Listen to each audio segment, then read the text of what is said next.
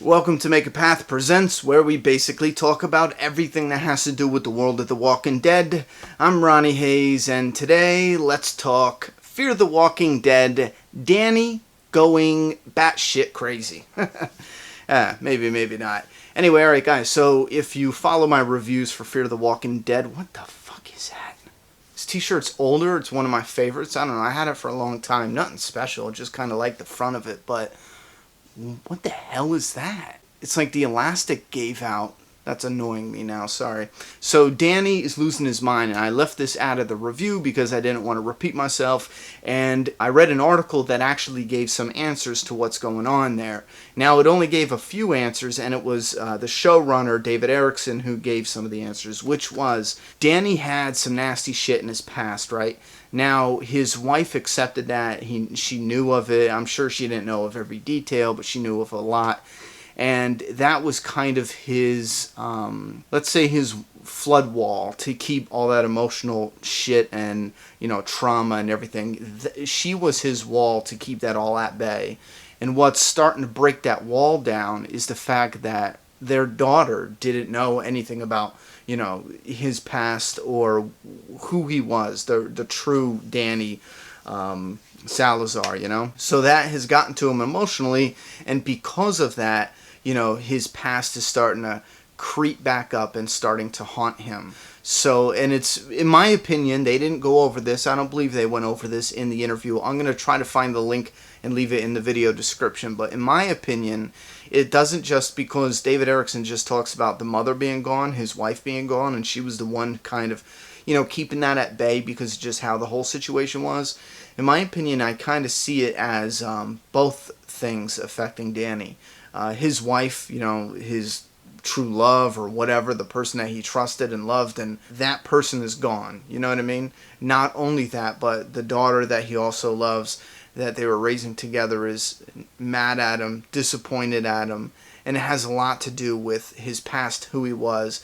Not just a line about it, but if you notice, before he had that little break and he heard voices under the canvas, the sack or whatever, before that scene, he was actually kind of soft interrogating the guy where he's cleaning up his wounds, but he's also getting information out of him.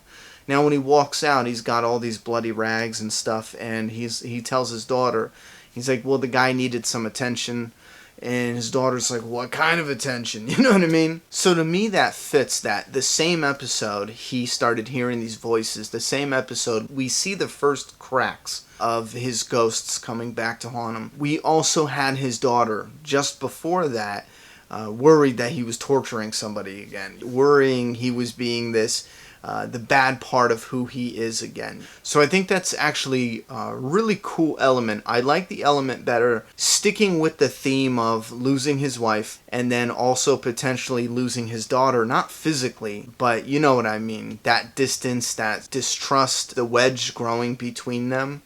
Because even from the very beginning that we've seen with Danny and his family, it was all about, it's us, it's family, we trust us, we don't, whatever.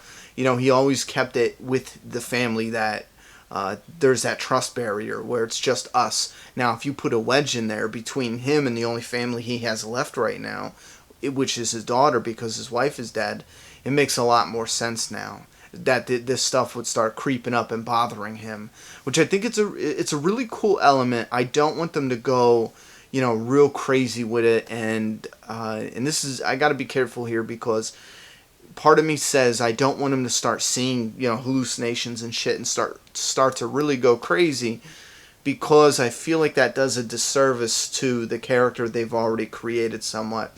I feel like he can start to crack a little. That's absolutely fine. But I feel like there should be a cap or a limit to how much, or how he cracks. He can hear voices. He can, even have some nightmares or whatever you want to call them. But if you start pushing him overboard and just making him out to be a freaking nutcase or start to lose his mind, I think that really is a direction that I don't want them to go because of the direction or the character development they've already been building with that character being very clever, very smart. He knows what he's doing. He always has that frame of mind, except for the one part which conveniently he slipped up on, where the people come on a boat. And I've noticed that, unfortunately, in this show, I know a lot of people will sit there and say the bad writing and bad writing and bad writing, and I would argue it's not all bad writing. There's definitely a few weak moments where you notice some characteristics of convenient writing, and you notice them pretty quick. Like, for example, Danny's always on point. He just so happens to be not on point the episode they need the two guys and one pregnant chick to take over the boat. And it's simply, he's on point, but he turns around to have a conversation with the girl. You know what I'm saying? I just don't see Danny doing that. If you don't remember, he turned around and he asked Alicia, he's like, "What did you do?" And that's when he got sucker punched and whatever. The Danny that they've built up so far, in my opinion, wouldn't have done that. He wouldn't have turned around and let his guard down. He wouldn't have turned his back on new strangers that are on the boat. You know, I mean, maybe he got comfortable because he had a gun on them and they weren't armed at the time. Whatever, you can use whatever excuse. It just didn't feel like it fit with that character. You know what I mean? Because then what's next? Why would he even ask that? In my opinion, that's what I see. So yes, there are telltale signs of some convenient writing, and those are always going to be in movies and shows. It's either, you're going to see them either a little bit or a lot, and that's when you have bad writing, where it's a lot, it's overboard. Now with Fear the Walking Dead, I would debate the bad writing because there are good elements. There are lots of times where the characters stay in characters. It's not all over the place. You can find a few times where you're like, okay, this doesn't make sense to this, or this doesn't match up. And you got to be careful between a character evolving and a character that's acting out of character, because there are differences there. You will find a character that, you know, does one thing under a certain condition, but acts differently under a different condition. You know what I'm saying? I know I'm being very vague here, but that's not always bad writing. Just like with bad acting. Now I'm going off on a little tangent, but I think this is important, especially with Fear the Walking Dead, because it gets so much negativity. And I know I might have a bias because I love zombie shows. It's my all-time favorite genre. So of course I might enjoy this show more than somebody who, you know, zombies are okay, but maybe they just love The Walking Dead, so they're only watching it because of that. Maybe they didn't even watch zombies before, but because they love The Walking Dead so much, they feel like they're obligated to watch this show or something, or stay in the loop with the fans, because I hear that once in a while. So yeah, maybe I have a bias that because that's my favorite genre, of course I'm gonna like it even during episodes where it's not as popular, which is odd though, because when I do not really enjoy an episode, 90% of the fan base loves that episode, and then when I really like an episode, 90% of the fan base doesn't like that episode. So I'm on that weird roller coaster here where I'm just not liking what the masses like, and vice versa. But anyway, with the characters and bad acting, I think the actor playing Chris, even though I make fun of the character pretty constantly, I think the actor does a good job. When you sit there and you know, you're like, okay, this character is a bitch, or this character is annoying, the actor's not being annoying. Well, I mean, the actor can be annoying, but in the show, when I notice with Fear, with certain characters, when they're being annoying, that's on purpose, you know?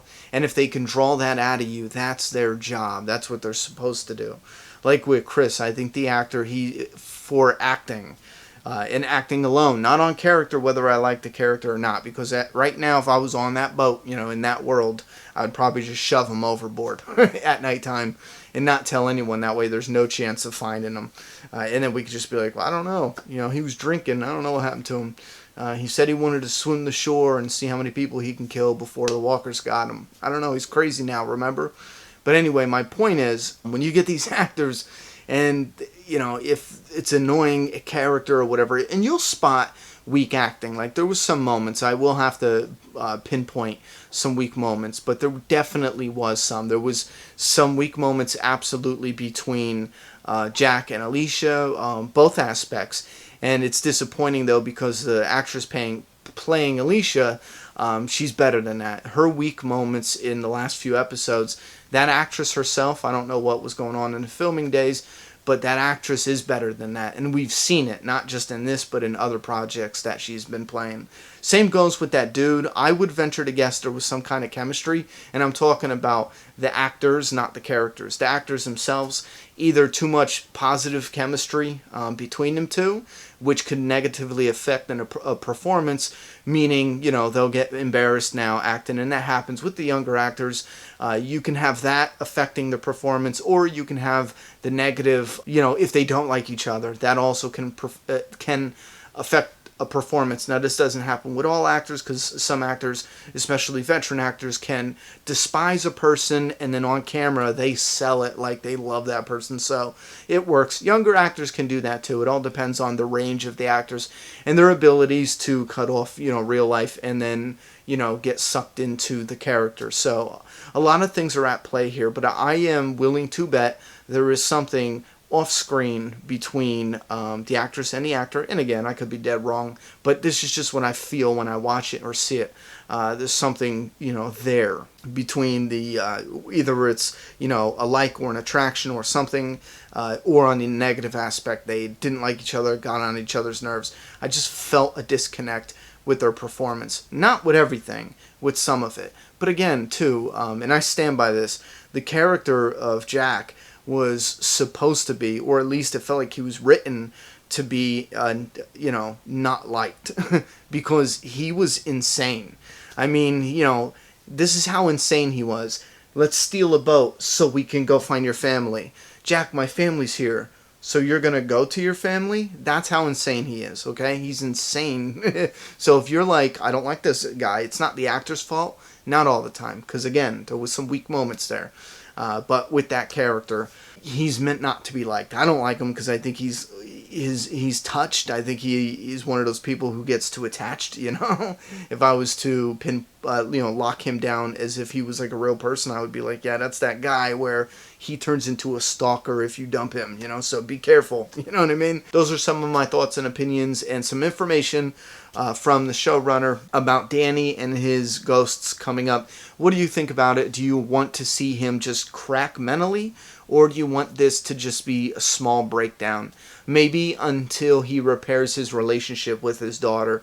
That would be a good visual. If I can jump back to Danny, that would be good. If I was looking at this as like a writer's perspective, I think it would be cool to have the real life visual and symbolism with his daughter helping, being what causes him to start to crack, and that's with losing his wife and his love, and the wedge between his daughter and the fact that the family was everything to him.